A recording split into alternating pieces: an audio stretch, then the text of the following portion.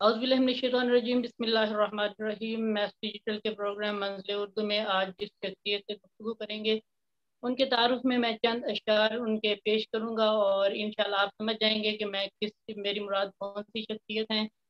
जी हाँ, चलें उनके अशआर की तरफ बढ़ते हैं। काट डालूंगी सब जुबानों को, काट डालूंगी सब जुबानों को, काट डालूंगी सब जुबानों को जो भी मेरे खिलाफ चलती हैं। और देखिए कि मैं खुशबुओं का मुकम्मल हिसाब रखती हूँ, मैं खुशबुओं का मुकम्मल हिसाब रखती हूँ। सो अपनी आँख में चुभता गुलाब रखती हूँ, तो अपनी आँख में चुभता गुलाब रखती हूँ। यहाँ के लोग फकत दोस्ती के कायल हैं, यहाँ के लोग फकत दोस्ती के कायल हैं, यहाँ के लोग फकत दोस्ती के कायल हैं। इसी वजह से ताल्लुक खराब रखती हूँ। पर क्या बेहतरीन अशार हैं।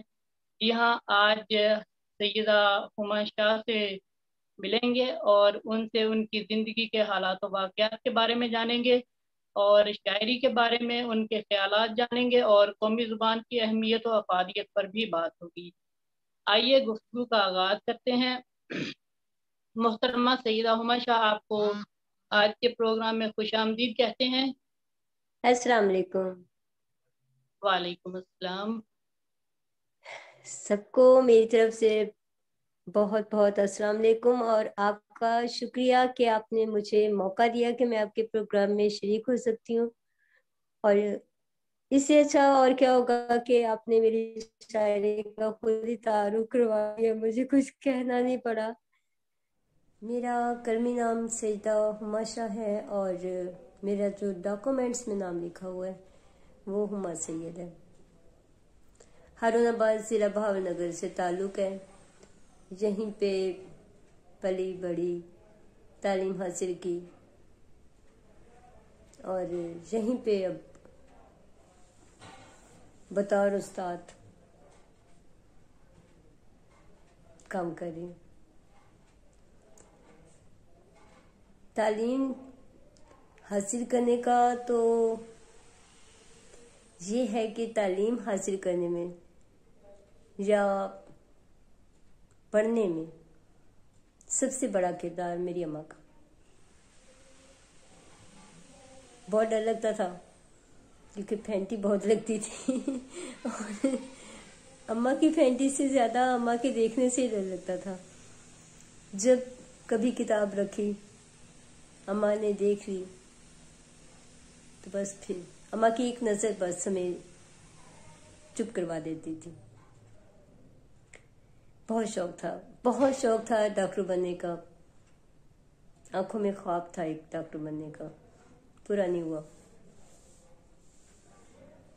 अब एमफिल उर्दू और बहुत दिल कर रहा है कि पीएचडी के बाद अपने नाम के साथ डॉक्टर लिखूं।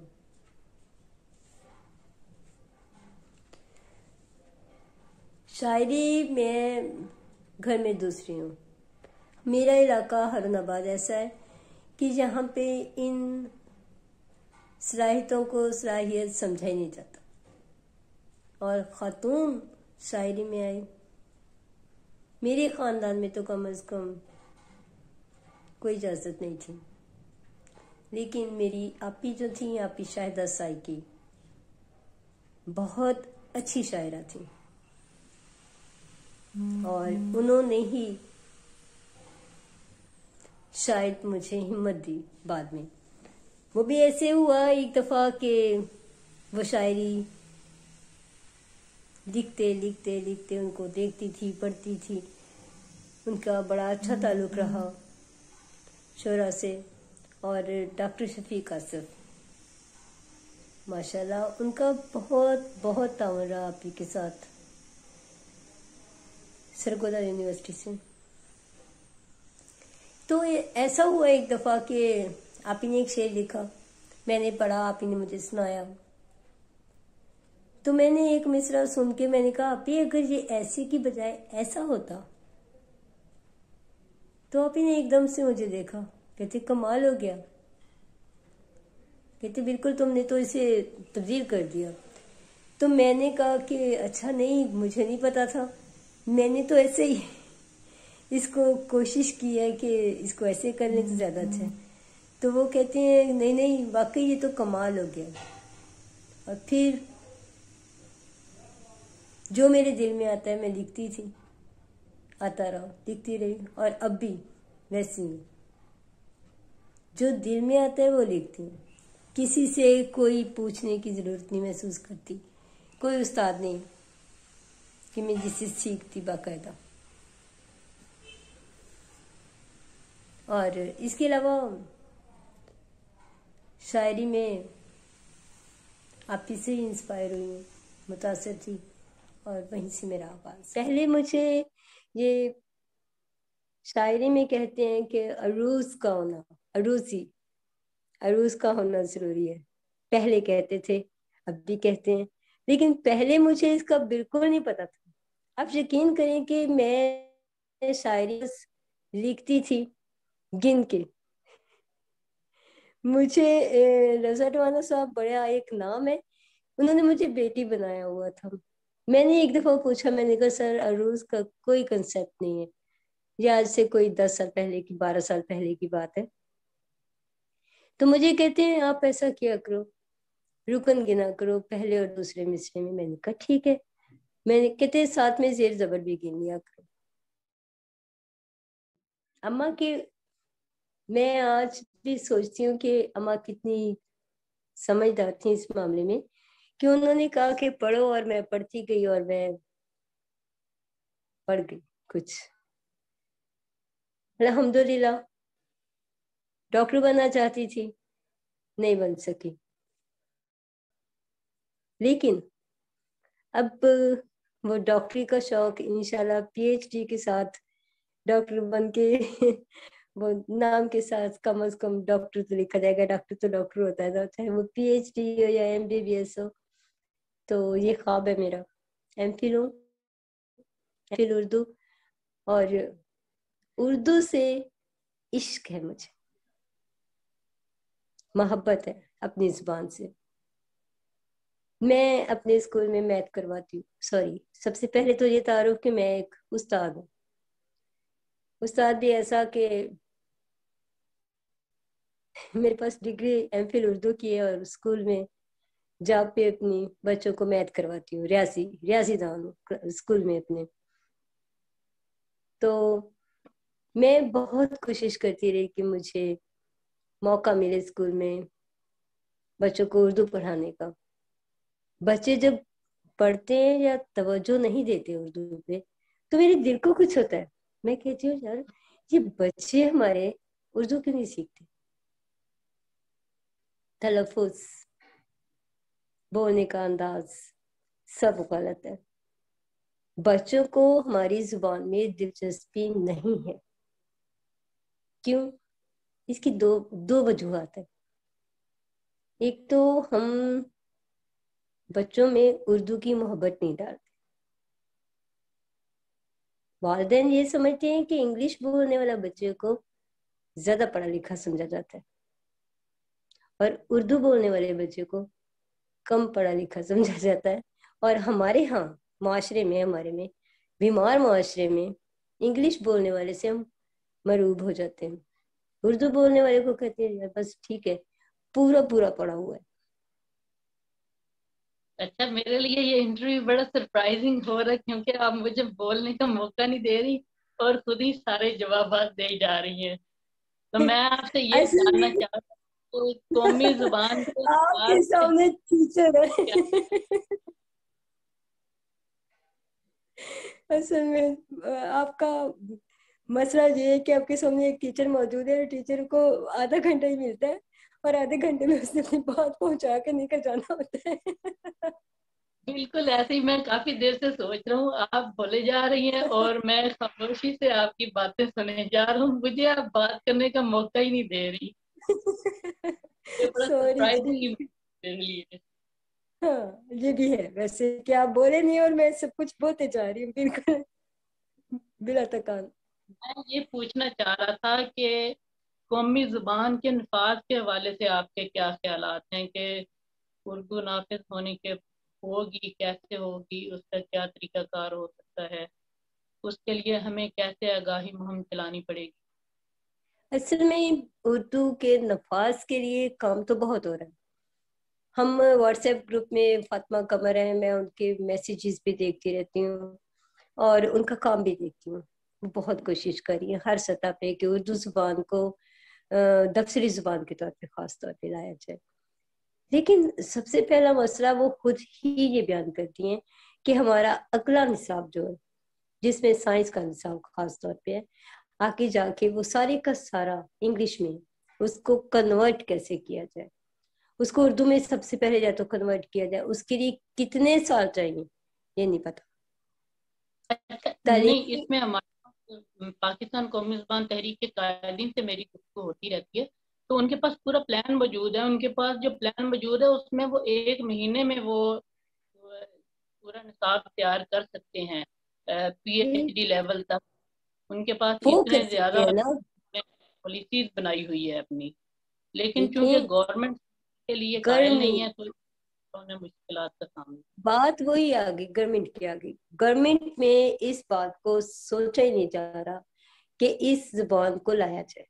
जब हम बात करते हुए इस जुबान को इस काबिल नहीं समझते कि हम इसमें बात करें, हम आला दर्जे की किसी महफिल में जाके बैठ जाते हैं, तो हमारा हम सबका इस बीमार माशरे में हर फर्द का एक रवैया ऐसा होता है कि वो इंग्लिश बोले और समझा जाता है जी कि वो बहुत अच्छा है जी, बहुत पढ़ा लिखा है।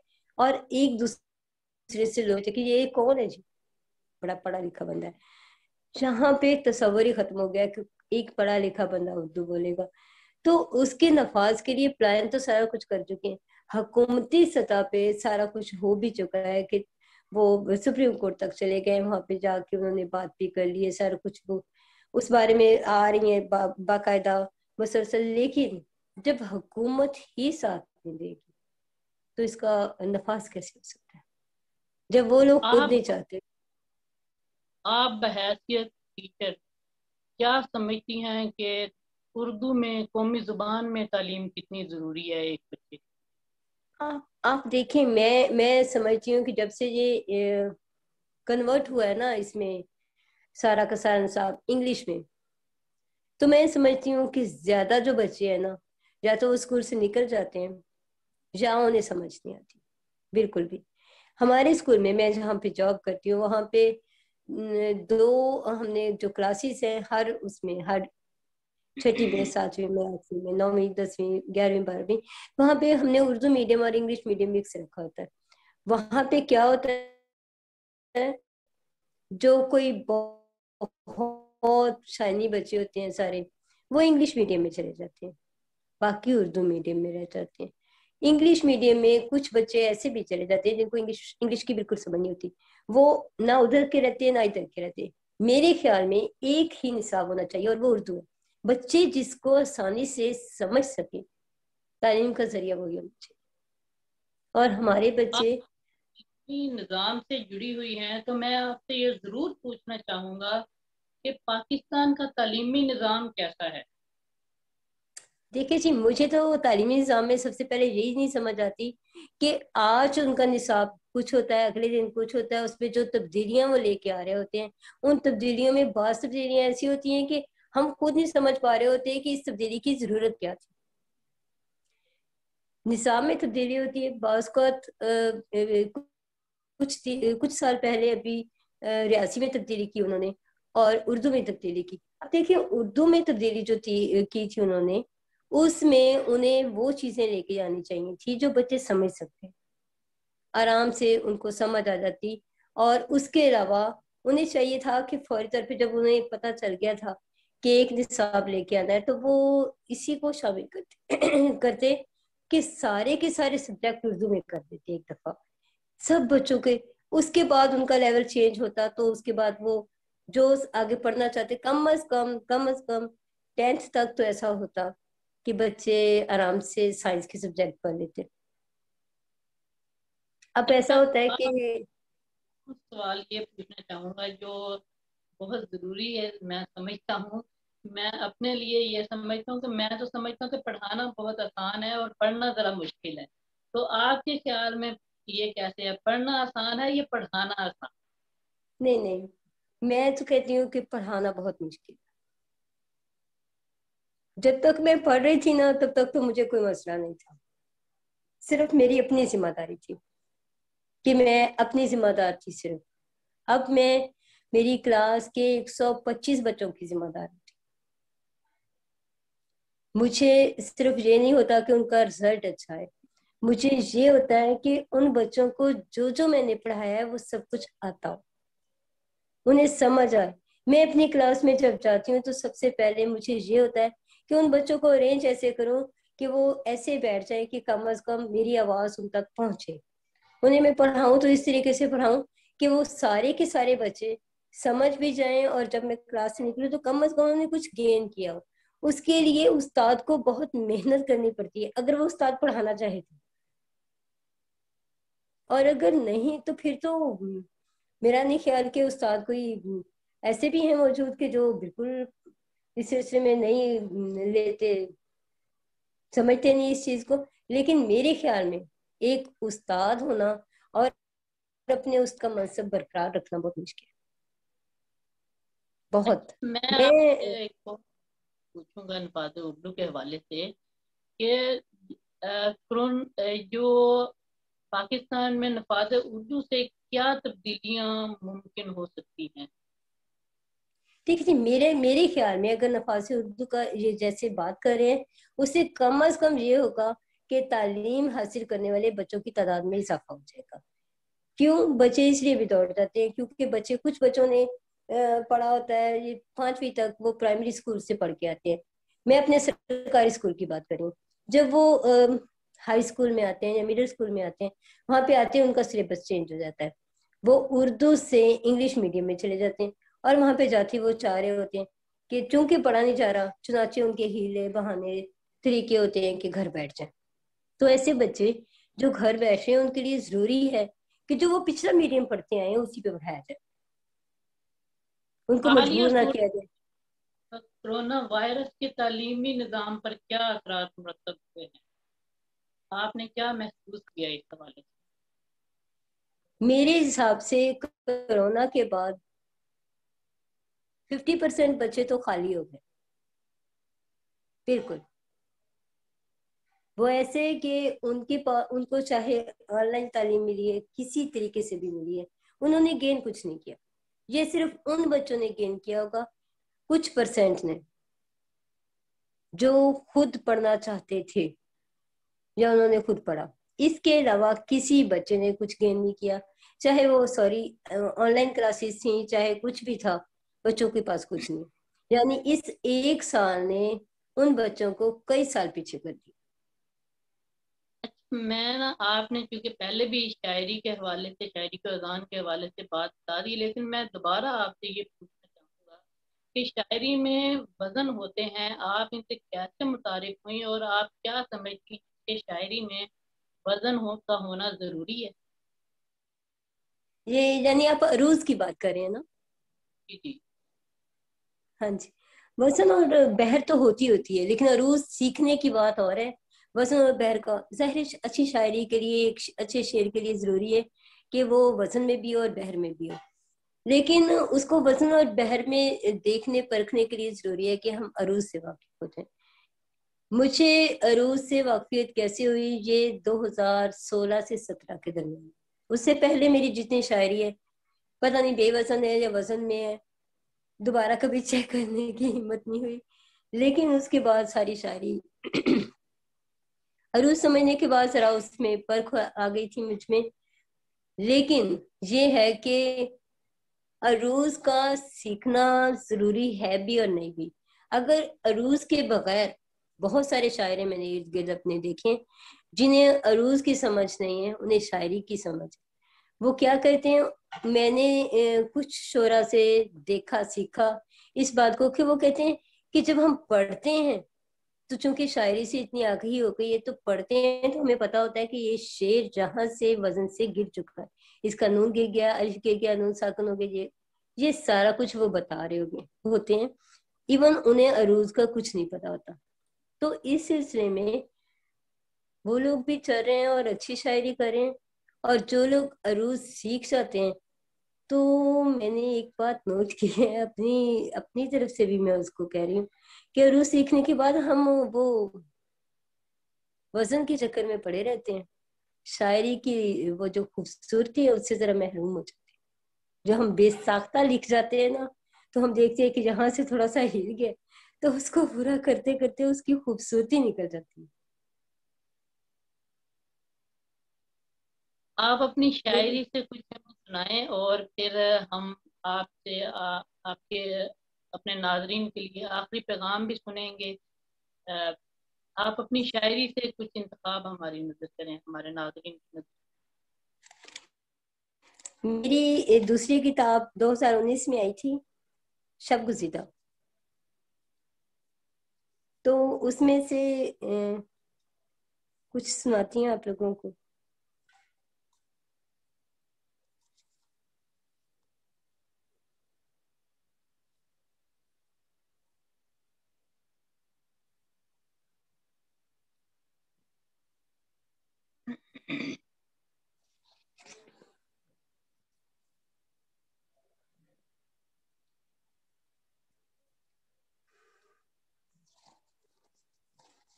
اچھا، ویسے مجھے اندازہ نہیں تھا کہ آپ مجھ سے کوئی سنیں گے، تو میں سمجھی تھی کہ بس ایسے پروگرام چلے گا، تو اس لیے میں نے سننے والا حصہ نکال دیا تھا.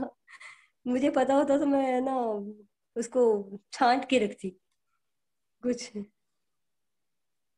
یہ ایسی میرے ذہن میں آ گیا کہ آپ سے کچھ نہ کچھ سنا ضرور جائے تاکہ ہمارے دیکھنے والے جو ناظرین ہیں انہیں بھی پتہ چل سکے کہ صرف میں ہی آپ کی شاعری نہیں سنا رہا، انہیں آپ خود بھی اپنی بہترین شاعری ان کی نظر کر رہی ہیں.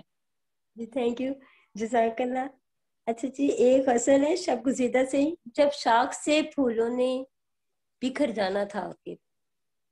واہ کیا بات. جب شاخ سے پھولوں نے بکھر جانا تھا آخر، انجام سے لوگوں نے تو ڈر جانا تھا آخر. جب شاخ سے پھولوں نے بکھر جانا تھا آخر، انجام سے لوگوں نے بھی ڈر جانا تھا آخر. ہم خود ہی اتر آئے تیرے دستے طلب پر، ہم خود ہی اتر آئے تیرے دستے طلب پر، ہم جیسے پرندوں نے کدھر جانا تھا آخر. کیا بات ہے، کیا بات ہے، بہت بہترین. ہر زخم کو سینا تھا سرے شام غریباں، ہر زخم کو سینا تھا سرے شام غریباں، یہ کام مکمل بھی تو کر جانا تھا آخر. کمزور سہاروں پہ بھروسہ بھی عجب تھا، تکمیل سے پہلے ہی مکر جانا تھا آخر. زبردست، بہت بہترین. جزاک اللہ، شکریہ. مقطع اس کا، کیا جلدی تھی ہجرت کی، کیا جلدی تھی ہجرت کی ہما بستی کو اتنی، سیلاب کے پانی نے اتر جانا تھا آخر. کیا بات. جب شاخ سے پھولوں نے بکھر جانا تھا آخر، انجام سے لوگوں نے تو ڈر جانا تھا آخر. آپ ہمارے ناظرین کو آخر میں کیا پیغام دینا چاہیں گی؟ میں نے جو معاشرے سے سیکھا ہے تو ہمارے معاشرے میں سب سے زیادہ کمی جو ہے وہ محبت کی. ہم محبت سے ہر کام کر سکتے ہیں. بہن بھائی کی محبت، ماں باپ سے محبت، اپنے گرد و نواز سے محبت، اپنے لوگوں سے محبت. جب تک ہمارے اندر محبت اور احساس نہیں پیدا ہوگا تو ہم لوگ کچھ نہیں کر سکتے. جب تک ہم محبت کے ساتھ جڑے ہیں تو ہم ہر رشتے سے جڑے ہیں. جیسے ہی ہمارے دل سے محبت نکلتی ہے نا تو ہر رشتہ ختم ہو جاتا ہے. اس لیے سب سے محبت کرتے ہیں. بہت اچھا پیغام آپ نے دیا ہے. محبت ہی تو بانٹتے ہیں تو پھر ہی تو मोहब्बत मिलती है। कुछ मोहब्बत के बगैर कुछ नहीं। बिल्कुल। आपका बहुत शुक्रिया मोहम्मद सैयदा हुमा शाह साहिबा, आपने अपने बहुत कीमती वक्त में से मैथ फिजिकल के लिए वक्त निकाला। आपका बहुत बहुत शुक्रिया। मैं बहुत मशहूर हूँ कि आपने मुझे इतनी तगोदो के बाद वक्त दिया। ऐसा कुछ नहीं, मुझे असल में मसला कुछ ऐसा रहा जिसकी वजह से कि आप मिसिंग हो गए और मैं तो ज्यादा मिसिंग हुई। आपका बहुत शुक्रिया, प्रोग्राम में मुझे शामिल किया और प्रोग्राम में आप मेरे साथ रहे और आपने बल्कि बारहा कहा और ऐसा हुआ कि मैं वक्त नहीं दे सकी और उसके लिए माजरत। बहुत नाज़रीन, शुक्रिया, मैं बहुत प्रोग्राम मंज़िल उर्दू में आज जिस शख्सियत से हमारी बातचीत हो रही थी, उनका नाम मोहतरमा सैयदा हुमा शाह। आप शायरा हैं, आप अदीबा हैं, आप उस्ताद हैं। आपका बहुत शुक्रिया कि आपने अपने कीमती वक्त से वक्त निकाला मैसेज के लिए। एक बार फिर मैं आपका बहुत मशहूर हूँ। बहुत शुक्रिया। अल्लाह नाजरीन, हाफिज। अगर आपने मेरा चैनल मैसेज सब्सक्राइब नहीं किया तो अभी सब्सक्राइब कर लीजिए और बेल के आइकन को दबाकर ऑल पर क्लिक कर दीजिए ताकि हमारी लेटेस्ट वीडियोस आप तक बआसानी पहुंच सकें। मैं फील्ड के प्रोग्राम मंजिल उर्दू के साथ मैं आपसे इजाज़त चाहता हूँ। अस्सलाम वालेकुम, अल्लाह हाफिज।